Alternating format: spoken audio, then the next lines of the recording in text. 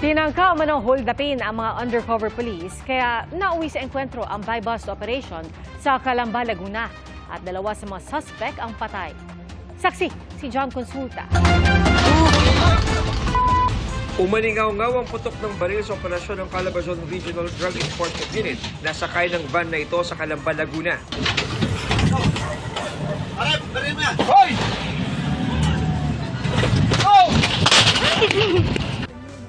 Kita sa kuha ng CCTV ang kanilang mga target na sakay ng pulang sasakyan. Maya-maya, nagtakbuhan ng ilan sa kanila habang ang iba nagpaputok ng baril.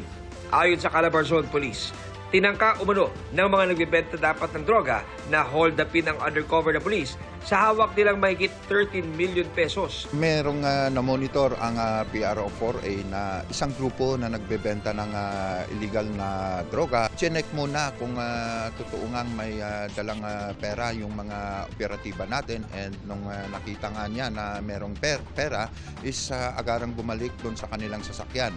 Nagulat na lamang itong mga kapulisan natin nung pagpasok ng babae doon sa sasakyan is agad na lumabas ang apat na kalalakihan at may daladalang mga firearms, and pinutukan nga nila yung mga kapulisan natin, and yun nga, nakaganti yung mga pulis natin. Dalawa sa mga suspect ang patay, isa ang sugatan at dalawa ang arestado.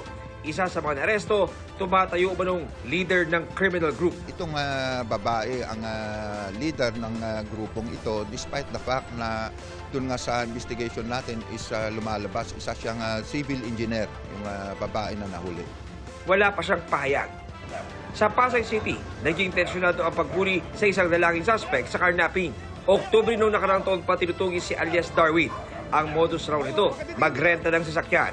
Pagkatapos ay itatakbo na at di na ibabalik. Ang gagawin po niyan, sa pagkakaalam po natin, no, pwedeng piyasahin na po niya yan, or kundi man ibenta sa ibang tao. Nasa likod to ng malaking sindikato. Nagsulputan naman ang ilang biktima ng suspect nang malamang nahuli ito. Ayon sa isa sa kanila, 3,000 piso umano ang ibinigay ng suspect para mahiram noong nakaraang taon ang kanyang bagong labas na sasakyan. Pero di na raw ito naibalik sa kanya. Nung hiniram niya yung sasakyan ko, marurot na lang siya. Nakakontak ko pa naman siya. Pagdating ng November 1, hindi ko na siya makontak.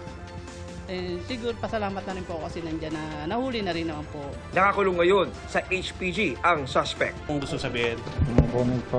Para sa GMA Integrated News, ako si John Consulta, ang inyong saksi. Mga kapuso, maging una sa saksi. Mag-subscribe sa GMA Integrated News sa YouTube para sa iba't ibang balita.